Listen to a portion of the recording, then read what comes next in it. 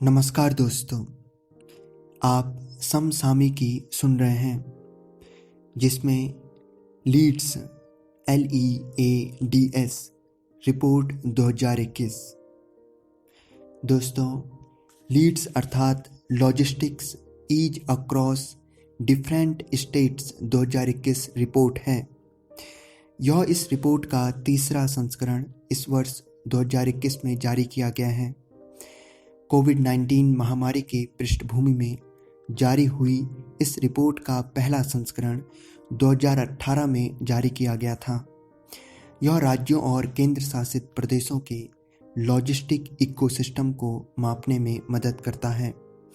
साथ ही लॉजिस्टिक दक्षता में सुधार के प्रयासों में यह आवश्यक बुनियादी ढांचे, नीति और विनियामक आदि पर राज्यवार सिफारिश करता है। दोस्तों, इस रिपोर्ट में राज्यों और केंद्र शासित प्रदेशों को 3 श्रेणियों में बांटा गया और इस आधार पर निर्मित 21 राज्यों के मध्य उन्हें रैंकिंग प्रदान की गई है, जिसमें गुजरात को सर्वश्रेष्ठ प्रदर्शन करने पर पहला स्थान प्राप्त हुआ और हरियाणा द्वितीय व पंजाब तृतीय स्थान प्राप्तकर्ता राज्य हैं। लीड्स के इस तीसरे संस्करण की शुरुआत 8 नवंबर 2021 को केंद्रीय वाणिज्य और उद्योग मंत्री पीयूष गोयल जी द्वारा की गई। दोस्तों, समसामयिकी में आगे 5 नवंबर 2021 को प्रधानमंत्री नरेंद्र मोदी जी द्वारा उत्तराखंड के जिले रुद्रप्रयाग में तीर्थ स्थल केदारनाथ मंदिर के परिसर में पुनर्निर्मित श्री आदिगुरु शंकराचार्य जी की समाधि का उद्घाटन किया गया, जहां समाधि स्थल पर आदिगुरु शंकराचार्य जी की प्रतिमा का भी अनावरण प्रधानमंत्री मोदी जी द्वारा हुआ। दोस्तों, समसामयिकी में आगे केंद्रीय शिक्षा मंत्री धर्मेंद्र प्रधान जी द्वारा 1 नवंबर 2021 को एक मोबाइल ऐप जिसका नाम भाषा संगम ऐप है शुरू किया गया। यह ऐप देश की 22 भाषाओं की महत्वपूर्ण शब्दों अथवा रोजमर्रा की जिंदगी के प्रयोग होने वाले बुनियादी वाक्यों को सिखाएगा। यह एक भारत श्रेष्ठ भारत की ओर से एक पहल है जो भाषाई समझ से देश को और अधिक एक करने का प्रयास है।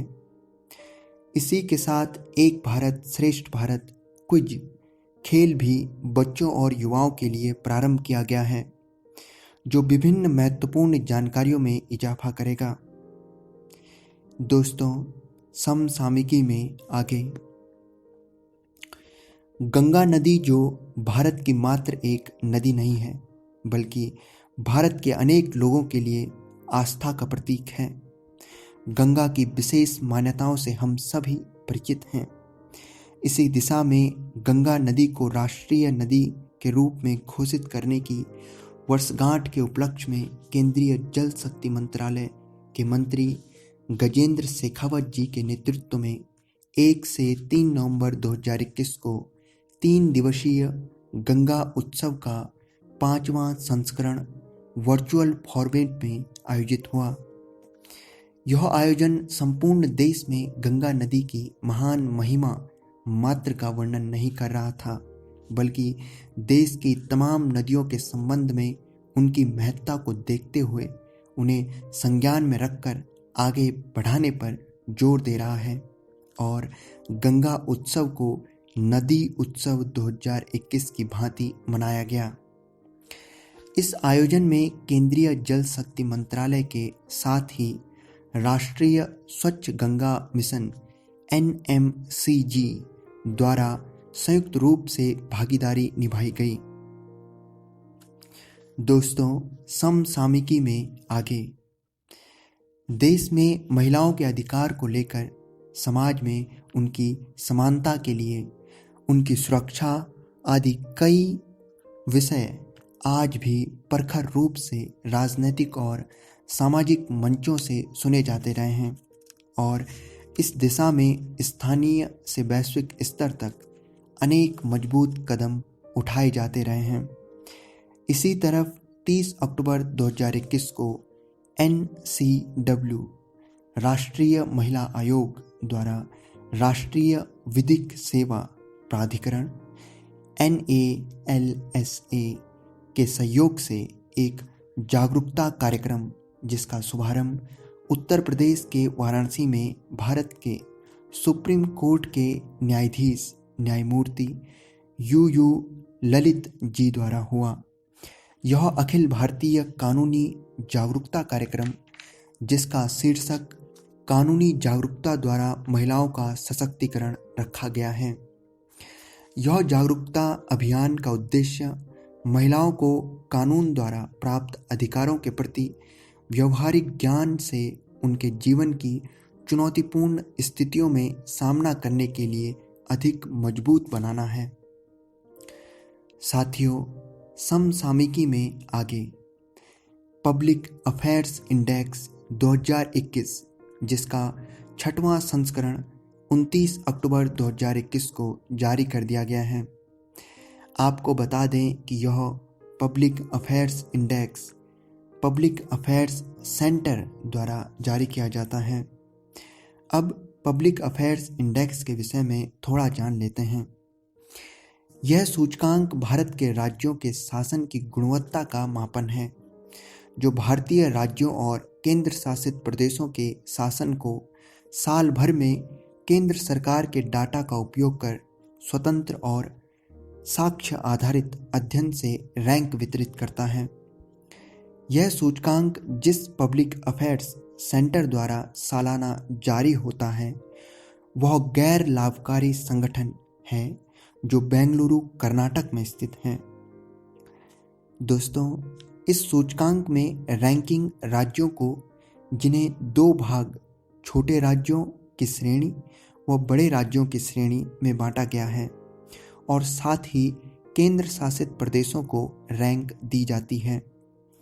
यह सूचकांक 3 स्तंभों इक्विटी, विकास और सततता तथा 5 विषयों तथा 14 सतत विकास लक्ष्यों अर्थात SDGs और 43 संकेतकों के आधार पर केंद्र व राज्यों के शासन के प्रदर्शन के आधार पर रैंक देता है।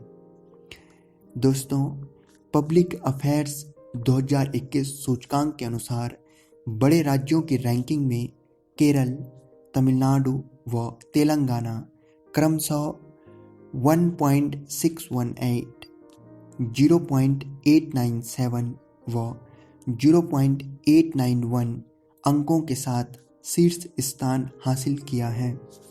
वहीं छोटे राज्यों में सिक्किम, गोवा व मिजोरम क्रमशः 0.907, 0.748 और 0.659 अंकों के साथ शीर्ष स्थान पर रहे हैं।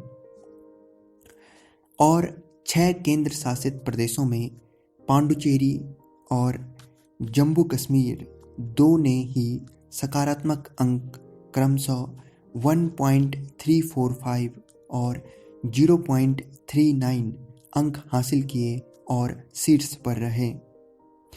साथियों, समसामयिकी में आगे हम जानेंगे 2020 स्टेट एनर्जी एफिशिएंसी इंडेक्स जारी। यह स्टेट एनर्जी एफिशिएंसी इंडेक्स या राज्य ऊर्जा दक्षता सूचकांक SEEI है, जिसे alliance for an energy efficient economy AEEE तथा ऊर्जा दक्षता ब्यूरो BEE द्वारा जारी किया जाता है। इसमें 100 में से राज्यों को अंक मिलते हैं और राज्यों को प्राप्त इन अंकों के आधार पर उन्हें इस प्रकार से श्रेणियों में रखा जाता है, जहां 30 अंक से नीचे स्कोर पर प्राप्त श्रेणी एस्पिरेंट, 30 से 50 अंक के मध्य स्कोर पर प्राप्त श्रेणी कंटेंडर्स, 50 से 60 अंक के मध्य स्कोर पर प्राप्त श्रेणी अचीवर्स तथा 60 से ऊपर स्कोर होने पर फ्रंट रनर्स श्रेणी में रखा जाता है। इस सूचकांक में इस वर्ष 68 संकेतक हैं जो सभी मांग क्षेत्रों, भवनों, उद्योगों, नगरपालिकाओं, परिवहन, कृषि और डिस्कॉम्स अथवा डिस्ट्रीब्यूशन कंपनीज अंतर्निहित हैं। इन संकेतकों का उपयोग कर ऊर्जा दक्षता ईई में राज्यों और केंद्र शासित प्रदेशों के प्रदर्शन का आकलन किया गया है। दोस्तों, SEEI 2020 या स्टेट एनर्जी एफिशिएंसी इंडेक्स 2020 की माने तो सबसे ऊपर 100 में से 70 अंकों के साथ कर्नाटक राज्य रहा है।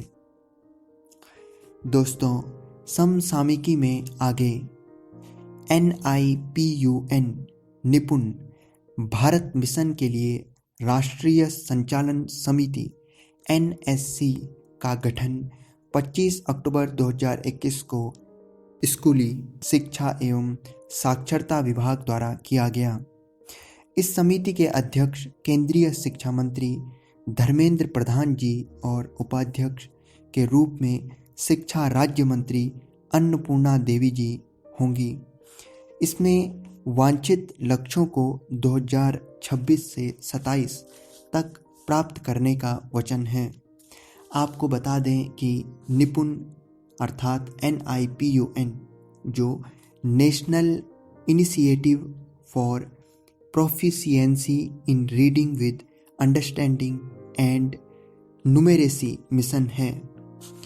यह राष्ट्रीय शिक्षा नीति 2020 NEP 2020 के अनुसार मूलभूत साक्षरता और संख्यात्मकता में सार्वभौमिक दक्षता के लक्ष्य को प्राप्त करने के उद्देश्य से शुरू किया गया है।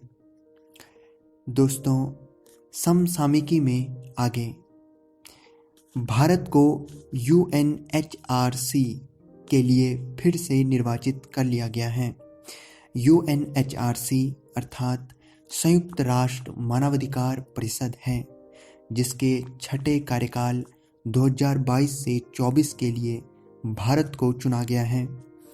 भारत का कार्यकाल जो 31 दिसंबर 2021 को समाप्त हो रहा था, उससे पूर्व ही 14 अक्टूबर 2021 को संयुक्त राष्ट्र महासभा ने भारी बहुमत के साथ छठे कार्यकाल के लिए भारत को संयुक्त राष्ट्र मानवाधिकार परिषद UNHRC के लिए चुन लिया है। जहां अपेक्षित बहुमत 97 था, उसमें भारत को 193 सदस्यीय संयुक्त राष्ट्र महासभा में 184 मतों के साथ UNHRC में भारी बहुमत के साथ चुन लिया गया है। आपको बता दें कि संयुक्त राष्ट्र मानवाधिकार परिषद में 47 संयुक्त राष्ट्र के सदस्य शामिल हैं, जो संयुक्त राष्ट्र द्वारा चुने जाते हैं। UNHRC के 18 नए सदस्यों के लिए चुनाव संपन्न हुए, जो जनवरी 2022 से शुरू करके 3 साल की अवधि के लिए काम करेंगे।